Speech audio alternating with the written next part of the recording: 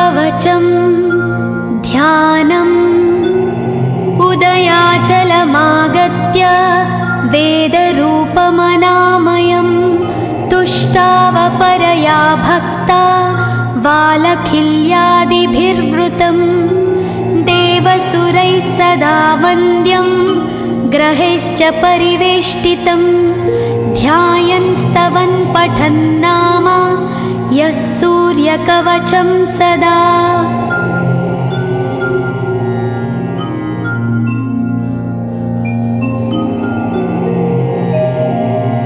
कवचं गृणिः पातु शिरोदेशं सूर्यः पालं च पातु मे आदित्यो लोचने पातु श्रुतिपातः प्रभाकरः घ्राणं पातु सदा भानो अर्कपातु तथा।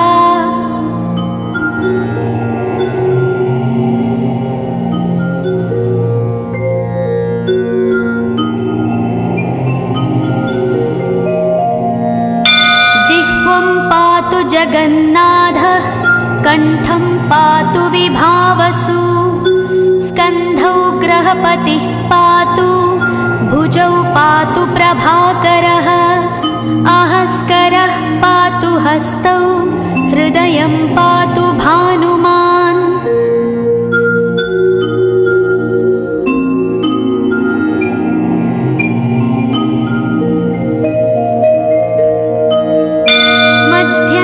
पातु सप्ताश्वो नाभिं पातु नभोमणिः द्वादशात्मा कटिं पातु सविता पातु सक्तिनी ऊरू पातु सुरश्रेष्ठो जानुनी पातु भास्करः जङ्घे पातु च मार्ताण्डो गुल्फौ पातु त्विषाम्पतिः।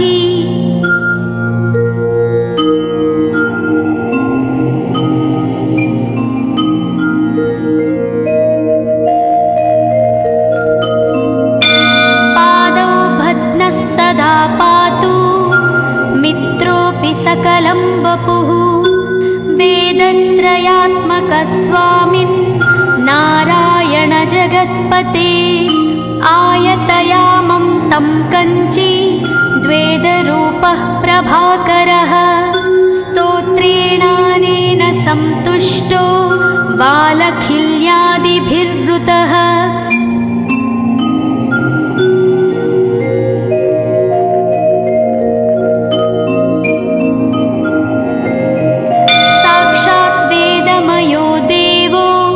रथारूढः समागतः तं दृष्ट्या सहस्तोत्थाय दण्डवत् प्रणमन् भुवि कृताञ्जलिपुटो भूत्वा सूर्यस्याग्रे स्तुवत्तदा वेदमूर्तिः महाभागो ज्ञानदृष्टिर्विचार्य च ब्रह्मणा स्थापितं पूर्वं यथा यमाविवर्जितम्।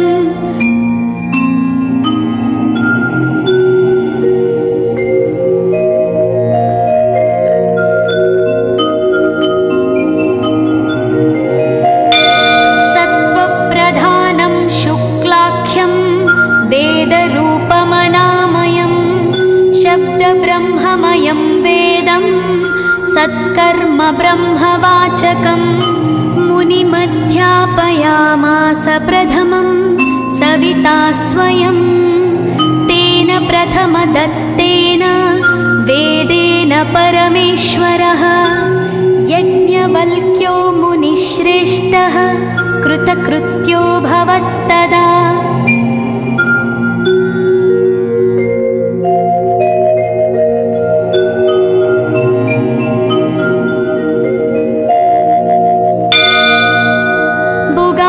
सकलान् वेदान् ज्ञातवान् सूर्यसन्निधौ इदं स्तोत्रं महापुण्यं पवित्रं पापनाशनं यः पठेच्छृणुयाद्वापि सर्वपापैः प्रमुच्यते वेदार्थज्ञानसम्पन्नः सूर्यलोकमवाप्नुयात्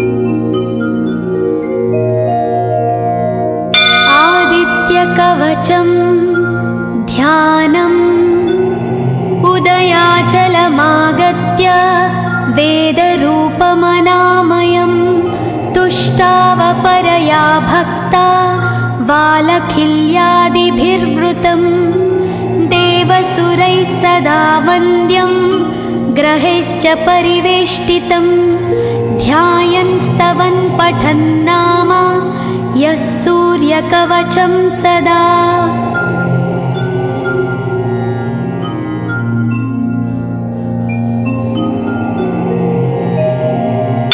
कवचं गृणिः पातु शिरोदेशं सूर्यः पालं च पातु मे आदित्यो लोचने पातु श्रुतिपातः प्रभाकरः घ्राणं पातु सदा भानो अर्कपातु तथा।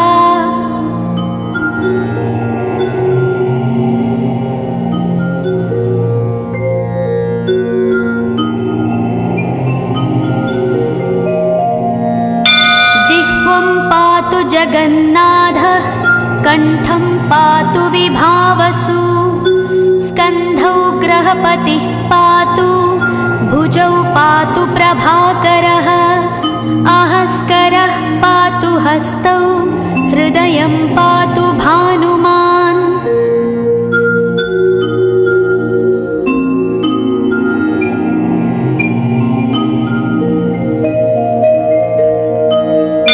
मध्यं च पातु सप्ताश्वो नाभिं पातु नभोमणिः द्वादशात्मा कटिं पातु सविता पातु सक्तिनी ऊरू पातु सुरश्रेष्ठो जानुनी पातु भास्करः जङ्घे पातु च मार्ताण्डो गुल्फौ पातु त्विषाम्पतिः।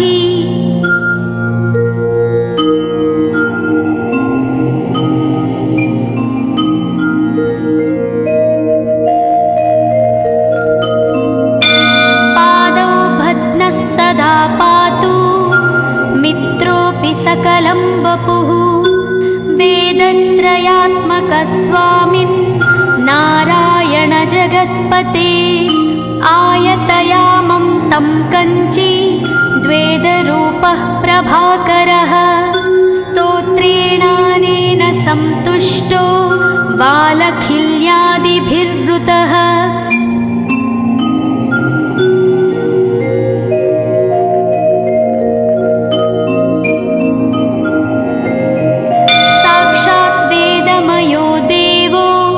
रथारूढः समागतः तं दृष्ट्या सहस्तोत्थाय दण्डवत् प्रणमन् भुवि कृताञ्जलिपुटो भूत्वा सूर्यस्याग्रे स्तुवत्तदा वेदमूर्तिः महाभागो ज्ञानदृष्टिर्विचार्य च ब्रह्मणा स्थापितं पूर्वं यथा यमाविवर्जितम्।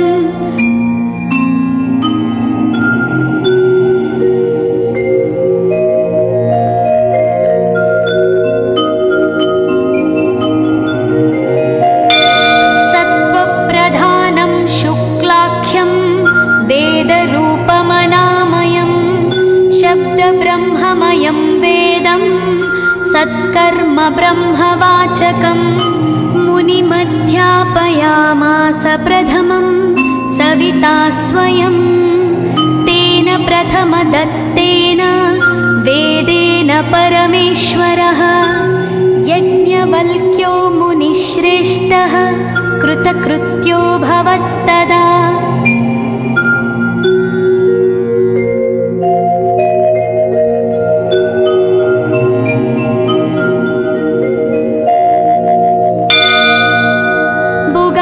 सकलान् वेदान् ज्ञातवान् सूर्यसन्निधौ इदं स्तोत्रं महापुण्यं पवित्रं पापनाशनं यः पठेच्छृणुयाद्वापि सर्वपापैः प्रमुच्यते वेदार्थज्ञानसम्पन्नः सूर्यलोकमवाप्नुयात्।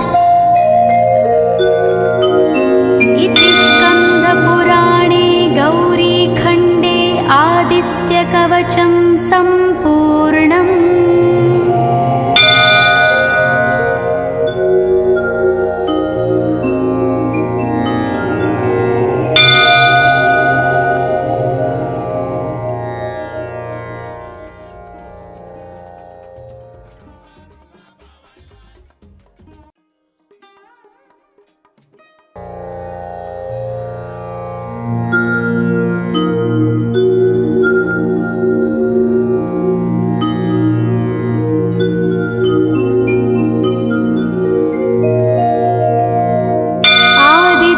कवचं ध्यानम् उदयाचलमागत्य वेदरूपमनामयं तुष्टावपरया भक्ता वालखिल्यादिभिर्वृतं देवसुरैः सदा वन्द्यं ग्रहैश्च परिवेष्टितं ध्यायन् स्तवन् पठन् नाम यः सूर्यकवचं सदा।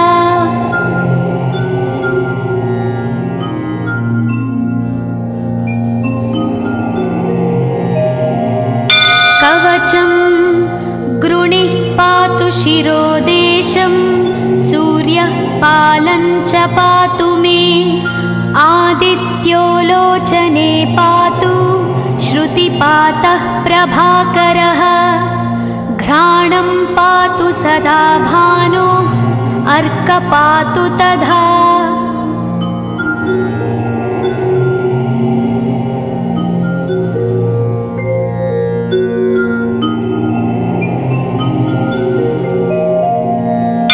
जिह्वं पातु जगन्नाथः कण्ठं पातु विभावसु स्कन्धौ ग्रहपतिः पातु भुजौ पातु प्रभाकरः अहस्करः पातु हस्तौ हृदयं पातु भानुमान्।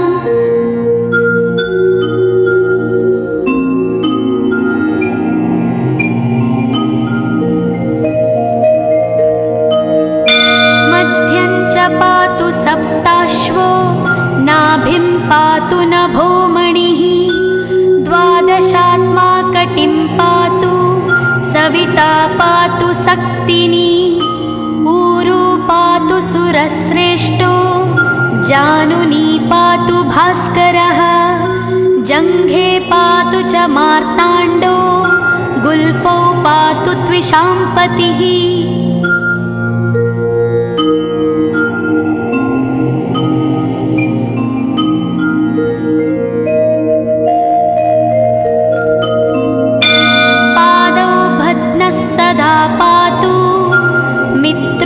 सकलं वपुः वेदत्रयात्मकस्वामिन् नारायण जगत्पते आयतयामं तं कञ्ची द्वेदरूपः प्रभाकरः स्तोत्रेणानेन सन्तुष्टो वालखिल्यादिभिर्वृतः।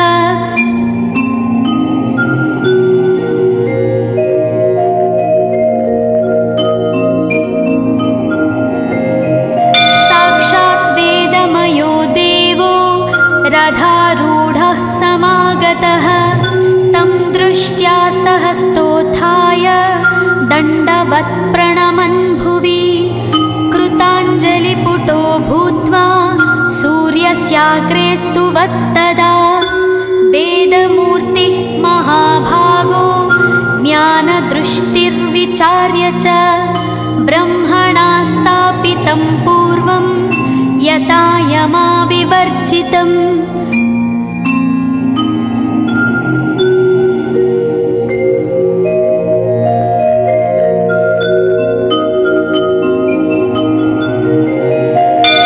सत्त्वप्रधानं शुक्लाख्यं वेदरूपमनामयं शब्दब्रह्ममयं वेदं सत्कर्म ब्रह्मवाचकम् मुनिमध्यापयामास प्रथमं सविता स्वयं तेन प्रथमदत्तेन वेदेन परमेश्वरः यज्ञवल्क्यो मुनिश्रेष्ठः कृतकृत्यो भवत्तदा।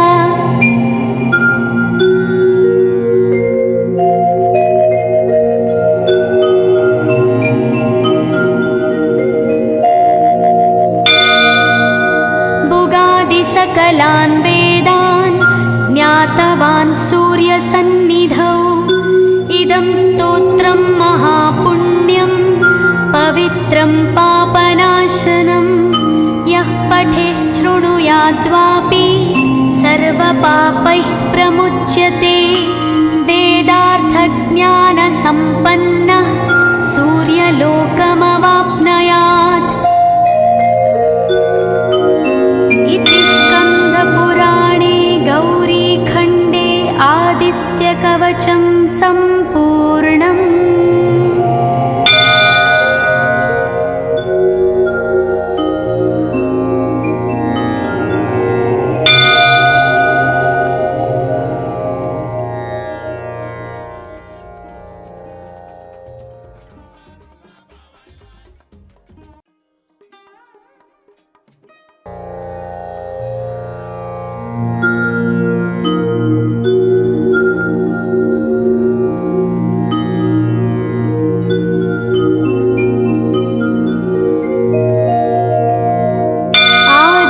कवचं ध्यानम्। उदयाचलमागत्य वेदरूपमनामयं। तुष्टावपरया भक्ता वालखिल्यादिभिर्वृतं। देवसुरैः सदा वन्द्यं ग्रहैश्च परिवेष्टितं। ध्यायन् स्तवन् पठन् नाम यः सूर्यकवचं सदा।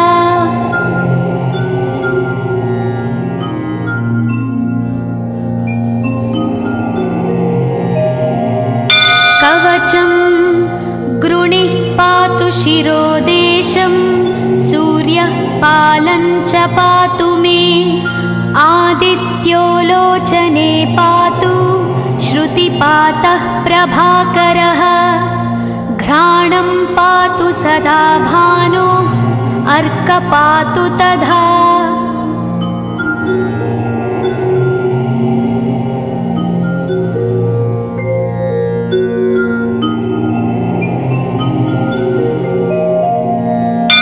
जिह्वं पातु जगन्नाथः कण्ठं पातु विभावसु। स्कन्धौ ग्रहपतिः पातु भुजौ पातु प्रभाकरः। अहस्करः पातु हस्तौ हृदयं पातु भानुमान्।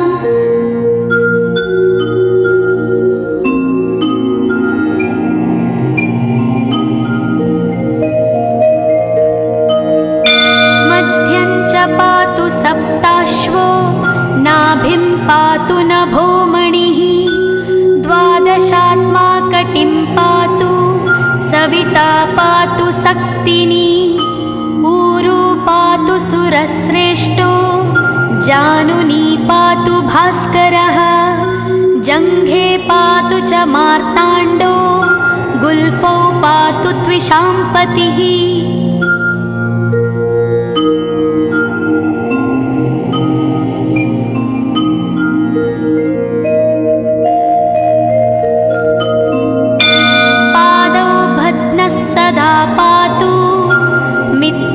सकलं वपुः वेदत्रयात्मकस्वामिन् नारायण जगत्पते।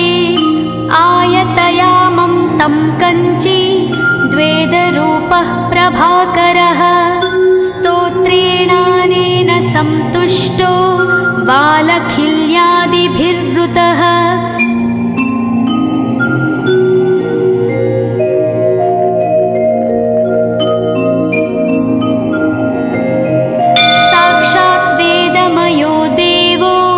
रथारूढः समागतः तं दृष्ट्या सहस्तोत्थाय दण्डवत् प्रणमन् भुवि। कृताञ्जलिपुटो भूत्वा सूर्यस्याग्रे स्तुवत्तदा। वेदमूर्तिः महाभागो ज्ञानदृष्टिर्विचार्य च ब्रह्मण तं पूर्वं यथा यमाविवर्जितम्।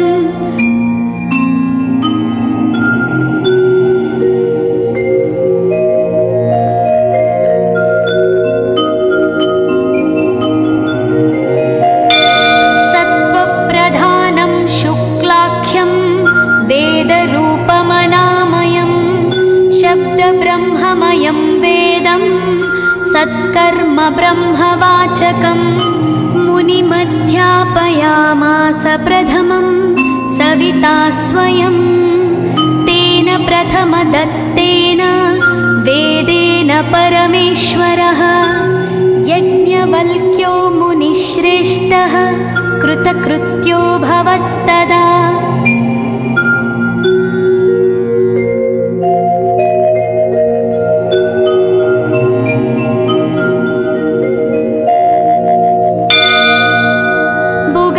सकलान् वेदान् ज्ञातवान् सूर्यसन्निधौ। इदं स्तोत्रं महापुण्यं पवित्रं पापनाशनं यः पठेच्छृणुयाद्वापि सर्वपापैः प्रमुच्यते। वेदार्थज्ञानसम्पन्नः सूर्यलोकमवाप्नुयात्। स्कन्दपुराणे गौरीखण्डे आदित्यकवचं सम्पूर्णम्।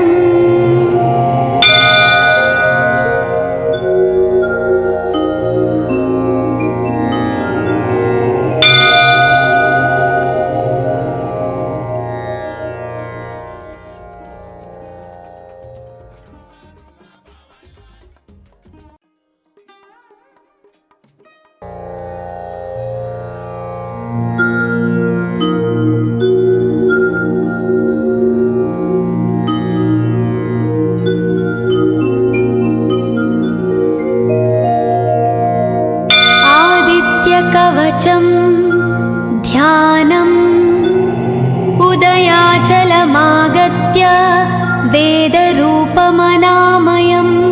तुष्टावपरया भक्ता वालखिल्यादिभिर्वृतं। देवसुरैः सदा वन्द्यं ग्रहैश्च परिवेष्टितं। ध्यायन् स्तवन् पठन् नाम यः सूर्यकवचं सदा।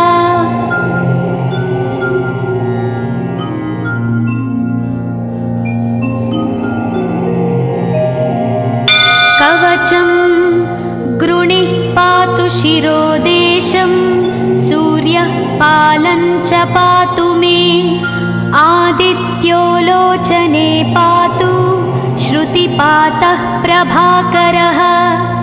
घ्राणं पातु सदा भानो अर्क पातु तथा।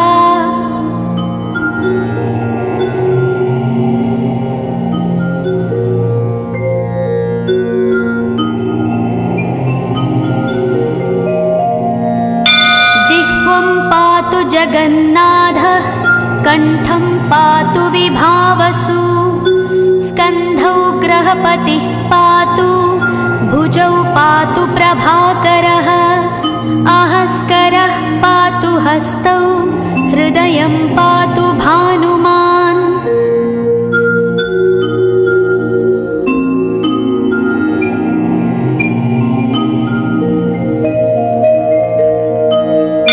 मध्यं च पातु सप्ताश्वो नाभिं पातु नभोमणिः। द्वादशात्मा कटिं पातु सविता पातु सक्तिनी। ऊरू पातु सुरश्रेष्ठो जानुनी पातु भास्करः। जङ्घे पातु च मार्ताण्डो गुल्फौ पातु त्विषाम्पतिः।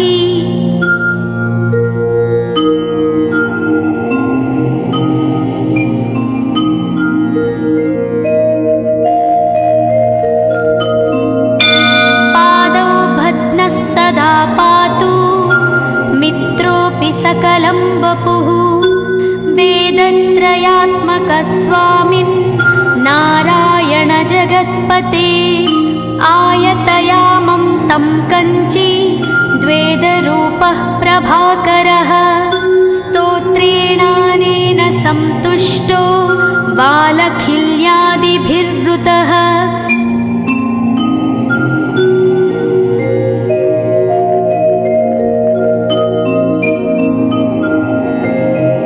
साक्षात् वेदमयो देवो रथारूढः समागतः तं दृष्ट्या सहस्तोत्थाय दण्डवत् प्रणमन् भुवि कृताञ्जलिपुटो भूत्वा सूर्यस्याग्रे स्तुवत्तदा वेदमूर्तिः महाभागो ज्ञानदृष्टिर्विचार्य च ब्रह्मणा स्थापितं पूर्वं यथा यमाविवर्जितम्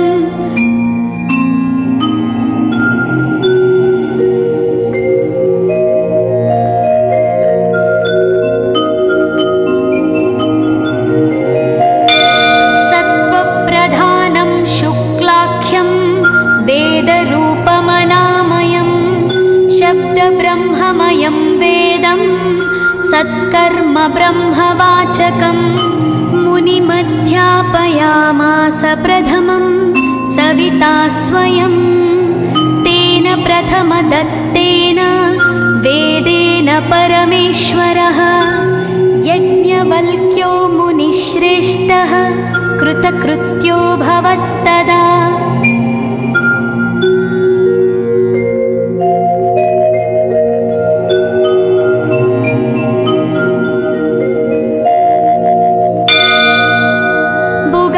सकलान् वेदान् ज्ञातवान् सूर्यसन्निधौ इदं स्तोत्रं महापुण्यं पवित्रं पापनाशनं यः पठेच्छृणुयाद्वापि सर्वपापैः प्रमुच्यते वेदार्थज्ञानसम्पन्नः सूर्यलोकमवाप्नुयात् इति स्कन्दपुराणे गौरीखण्डे आदित्यकवचं सम्पूर्णम्।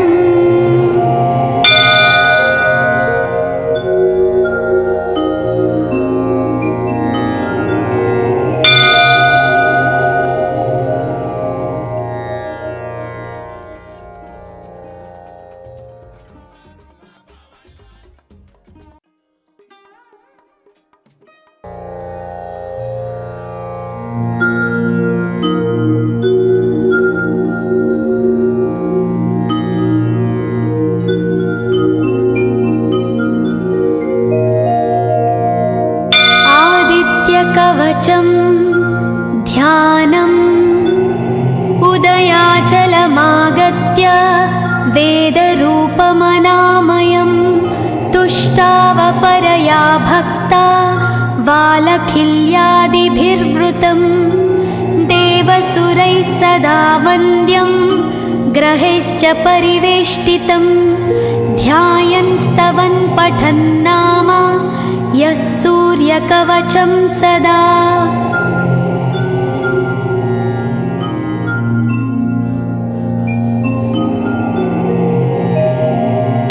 कवचं गृणिः पातु शिरोदेशं सूर्यः पालं च पातु मे आदित्यो लोचने पातु श्रुतिपातः प्रभाकरः घ्राणं पातु सदा भानो अर्क पातु तथा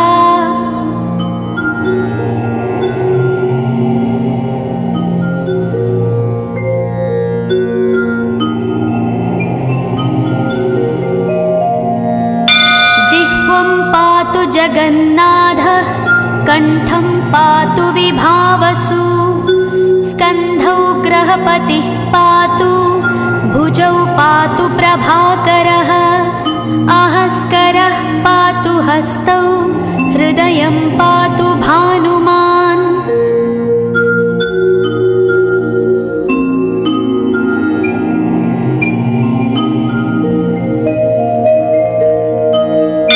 मध्यं च पातु सप्ताश्वो नाभिं पातु नभोमणिः सविता पातु सक्तिनी ऊरू पातु सुरश्रेष्ठो जानुनी पातु भास्करः जङ्घे पातु च मार्ताण्डो गुल्फौ पातु त्विषाम्पतिः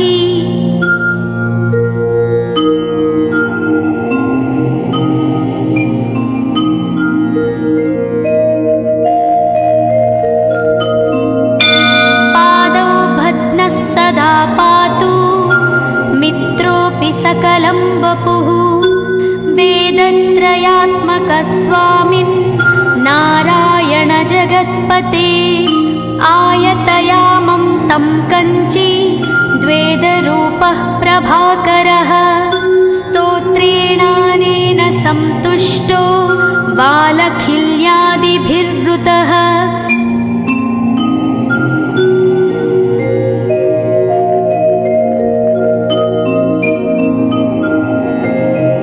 साक्षात् वेदमयो देवो रथारूढः समागतः तं दृष्ट्या सहस्तोत्थाय दण्डवत् प्रणमन् भुवि कृताञ्जलिपुटो भूत्वा सूर्यस्याग्रे स्तुवत्तदा वेदमूर्तिः महाभागो ज्ञानदृष्टिर्विचार्य च ब्रह्मणा स्थापितं पूर्वं यथा यमाविवर्जितम्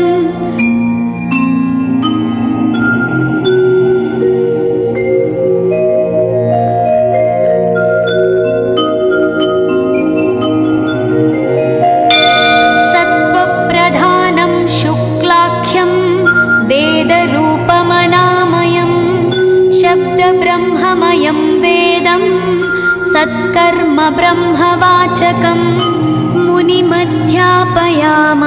प्रथमं सविता स्वयं तेन प्रथमदत्तेन वेदेन परमेश्वरः यज्ञवल्क्यो मुनिश्रेष्ठः कृतकृत्यो भवत्तदा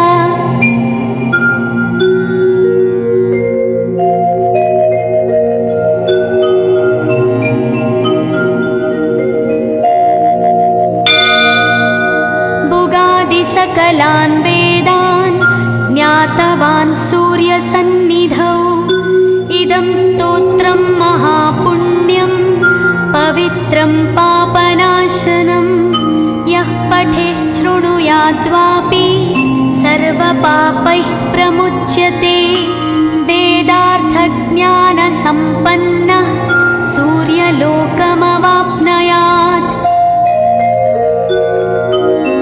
इति स्कन्दपुराणे गौरीखण्डे आदित्यकवचं सम्पूर्णम्।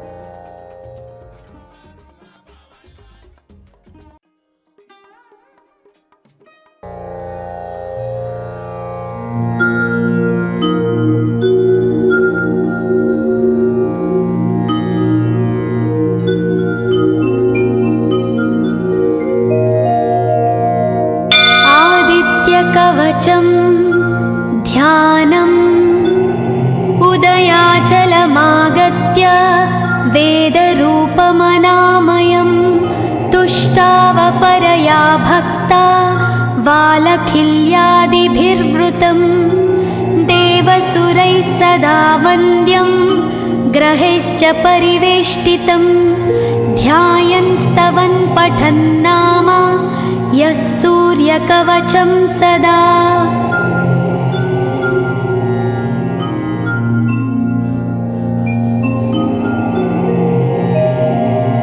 कवचं गृणिः पातु शिरोदेशं सूर्यः पालं च पातु मे आदित्यो लोचने पातु श्रुतिपातः प्रभाकरः घ्राणं पातु सदा भानो अर्क पातु तथा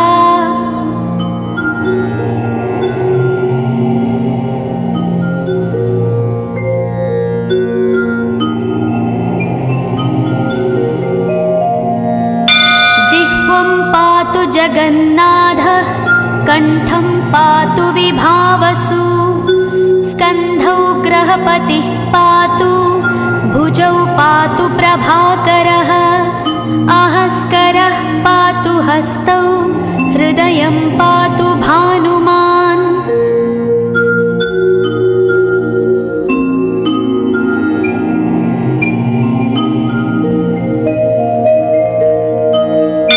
मध्यं च पातु सप्ताश्वो नाभिं पातु नभोमणिः द्वादशात्मा कटिं पातु सविता पातु सक्तिनी ऊरू पातु सुरश्रेष्ठो जानुनी पातु भास्करः जङ्घे पातु च मार्ताण्डो गुल्फौ पातु त्विषाम्पतिः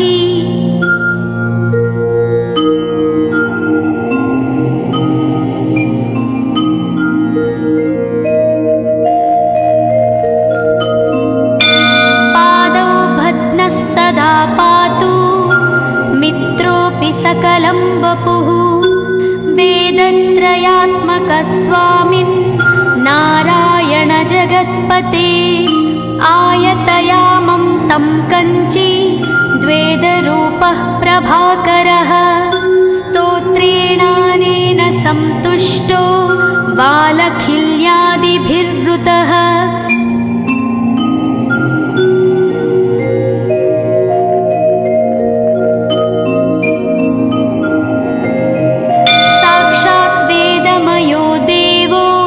रथारूढः समागतः तं दृष्ट्या सहस्तोत्थाय दण्डवत् प्रणमन् भुवि कृताञ्जलिपुटो भूत्वा सूर्यस्याग्रे स्तुवत्तदा वेदमूर्तिः महाभागो ज्ञानदृष्टिर्विचार्य च ब्रह्मणा स्थापितं पूर्वं यथा यमाविवर्जितम्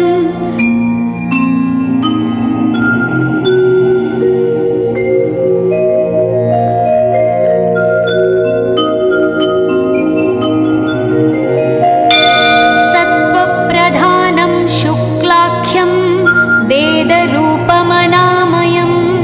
शब्दब्रह्ममयं वेदं सत्कर्म ब्रह्मवाचकम् मुनिमध्यापयामास प्रथमं सविता स्वयं तेन प्रथमदत्तेन वेदेन परमेश्वरः यज्ञवल्क्यो मुनिश्रेष्ठः कृतकृत्यो भवत्तदा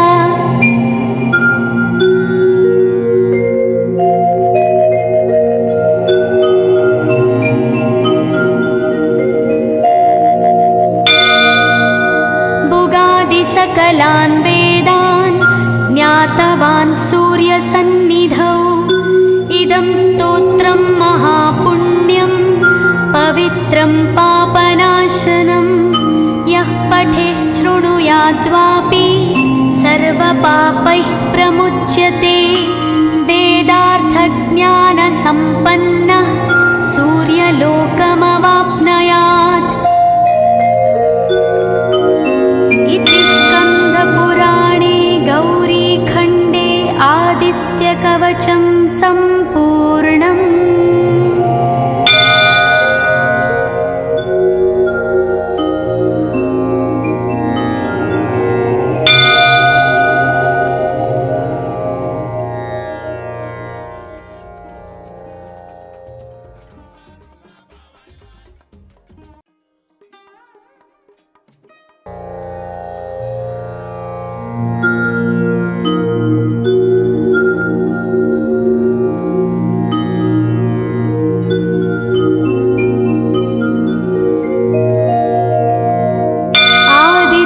कवचं ध्यानम् उदयाचलमागत्य वेदरूपमनामयं तुष्टावपरया भक्ता वालखिल्यादिभिर्वृतं देवसुरैः सदा वन्द्यं ग्रहैश्च परिवेष्टितं ध्यायन् स्तवन् पठन् नाम यः सूर्यकवचं सदा।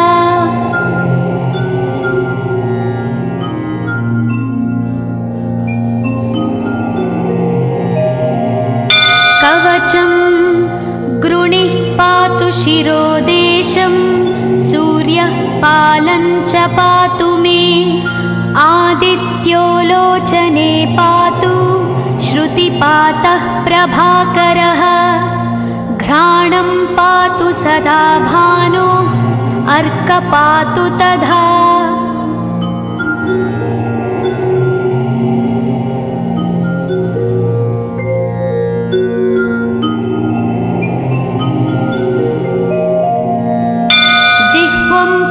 जगन्नाथः कण्ठं पातु विभावसु, स्कन्धौ ग्रहपतिः पातु, भुजौ पातु प्रभाकरः, अहस्करः पातु हस्तौ, हृदयं पातु भानुमान्।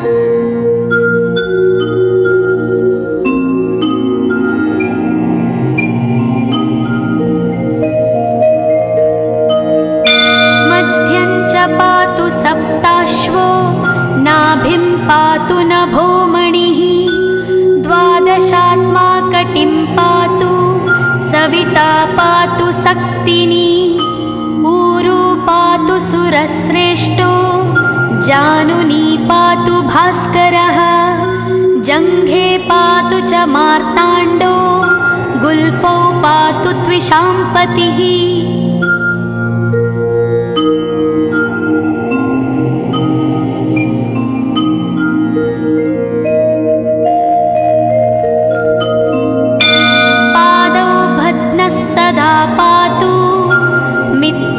सकलं वपुः, वेदत्रयात्मकः स्वामिन्, नारायण जगत्पते, आयतयामं तं कञ्ची, द्वेदरूपः प्रभाकरः, स्तोत्रेणानेन सन्तुष्टो, बालखिल्यादिभिर्वृतः।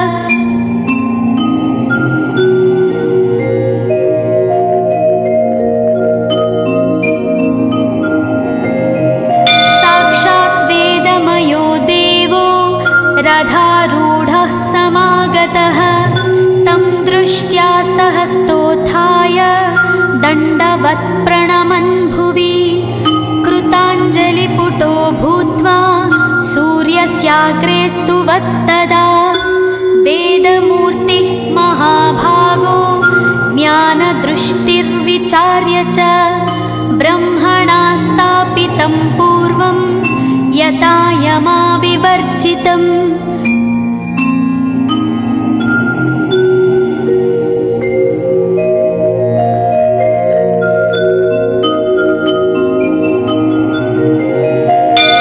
सत्त्वप्रधानं शुक्लाख्यं, वेदरूपमनामयं, शब्दब्रह्ममयं वेदं, सत्कर्म ब्रह्मवाचकम्, मुनिमध्यापयामास प्रथमं, सविता स्वयं, तेन प्रथमदत्तेन, वेदेन परमेश्वरः, यज्ञवल्क्यो मुनिश्रेष्ठः, कृतकृत्यो भवत्तदा।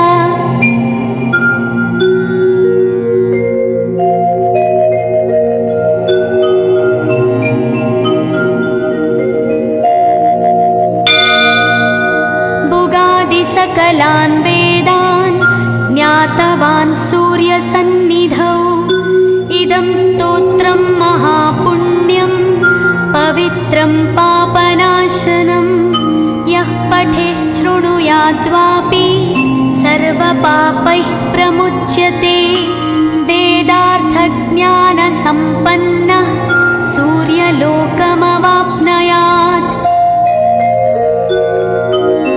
इति स्कन्दपुराणे गौरीखण्डे आदित्यकवचं सम्पूर्णम्।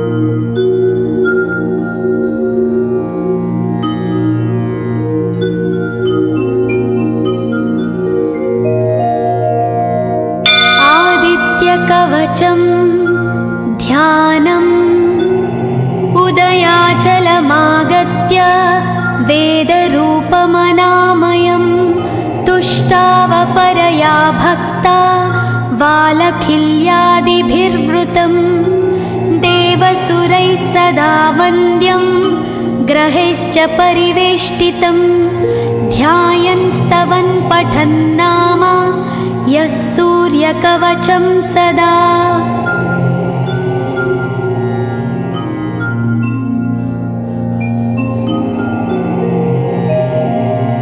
कवचं गृणिः पातु शिरोदेशं सूर्यः पालं च पातु मे आदित्यो लोचने पातु श्रुतिपातः प्रभाकरः घ्राणं पातु सदा भानो अर्क पातु तथा।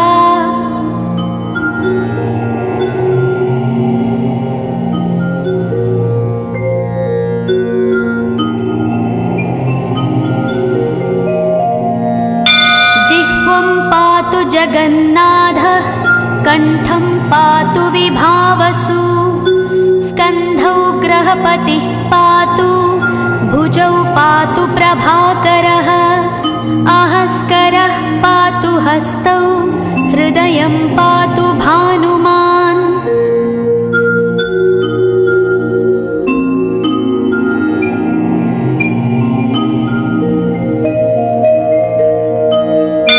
मध्यं च पातु सप्ताश्वो नाभिं पातु नभोमणिः द्वादशात्मा कटिं पातु सविता पातु सक्तिनी ऊरू पातु सुरश्रेष्ठो जानुनी पातु भास्करः जङ्घे पातु च मार्ताण्डो गुल्फौ पातु त्विषाम्पतिः।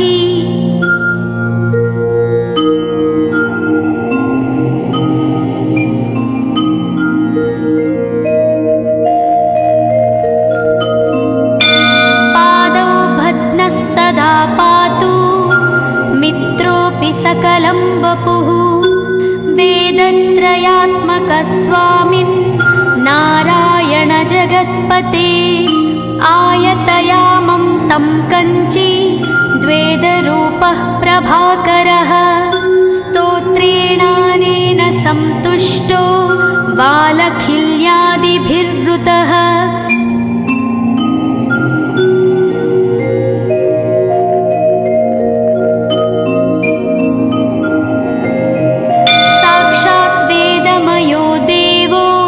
रथारूढः समागतः तं दृष्ट्या सहस्तोत्थाय दण्डवत् प्रणमन् भुवि कृताञ्जलिपुटो भूत्वा सूर्यस्याग्रे स्तुवत्तदा वेदमूर्तिः महाभागो ज्ञानदृष्टिर्विचार्य च ब्रह्मणा स्थापितं पूर्वं यथा यमाविवर्जितम्।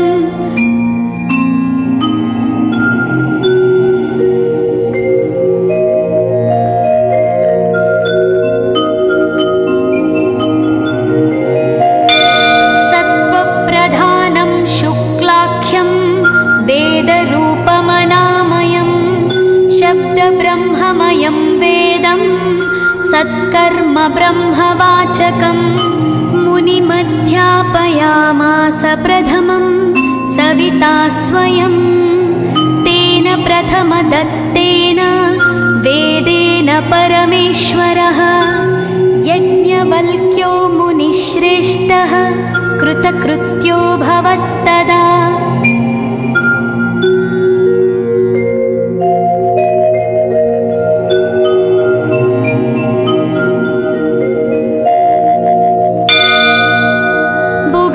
सकलान् वेदान् ज्ञातवान् सूर्यसन्निधौ इदं स्तोत्रं महापुण्यं पवित्रं पापनाशनं यः पठेच्छृणुयाद्वापि सर्वपापैः प्रमुच्यते वेदार्थज्ञानसम्पन्नः सूर्यलोकमवाप्नुयात्। इति स्कन्दपुराणे गौरीखण्डे कवचं सम्पूर्णम्।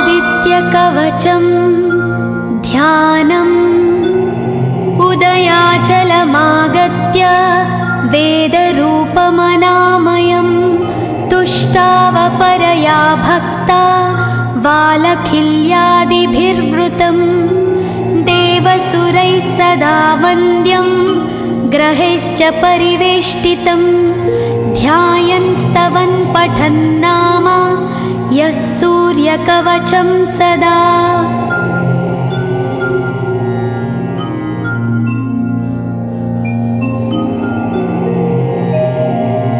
कवचं गृणिः पातु शिरोदेशं सूर्यः पालं च पातु मे आदित्यो लोचने पातु श्रुतिपातः प्रभाकरः घ्राणं पातु सदा भानो अर्कपातु तथा।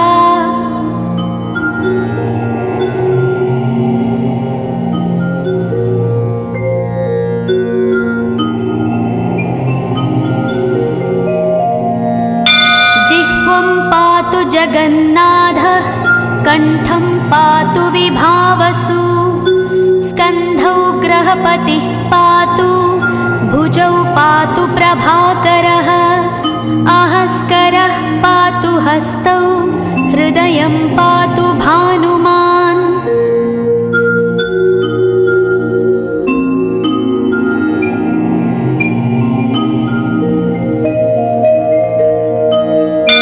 मध्यं च पातु सप्ताश्वो नाभिं पातु नभोमणिः द्वादशात्मा कटिं पातु सविता पातु सक्तिनी ऊरू पातु सुरश्रेष्ठो जानुनी पातु भास्करः जङ्घे पातु च मार्ताण्डो गुल्फौ पातु त्विषाम्पतिः।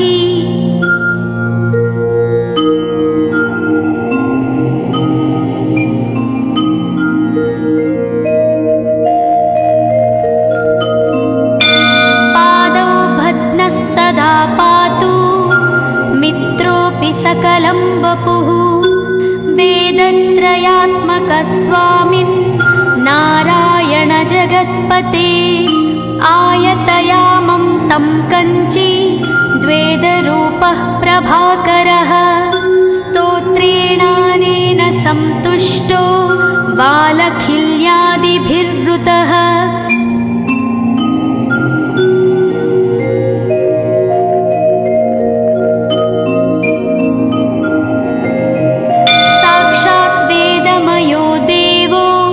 रथारूढः समागतः तं दृष्ट्या सहस्तोत्थाय दण्डवत् प्रणमन् भुवि कृताञ्जलिपुटो भूत्वा सूर्यस्याग्रे स्तुवत्तदा वेदमूर्तिः महाभागो ज्ञानदृष्टिर्विचार्य च ब्रह्मणा स्थापितं पूर्वं यथा यमाविवर्जितम्।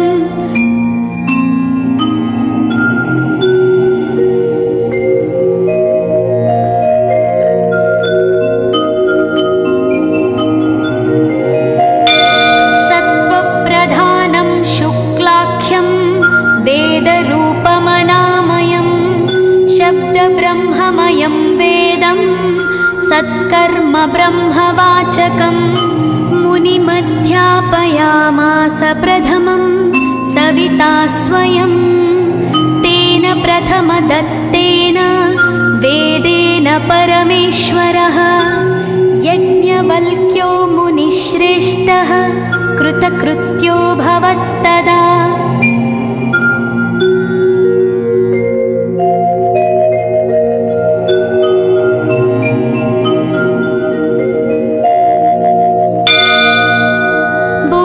सकलान् वेदान् ज्ञातवान् सूर्यसन्निधौ।